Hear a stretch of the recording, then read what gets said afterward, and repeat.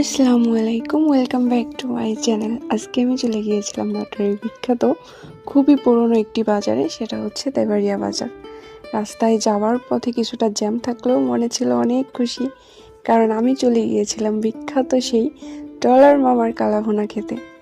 ওখানে যাওয়ার পর কিছুটা ভিড় থাকলেও অনেকটা হ্যাপি ছিলাম আমি, কারণ আমার কালাভুনা অনেক অনেক অনেক পছন্দ ছিল।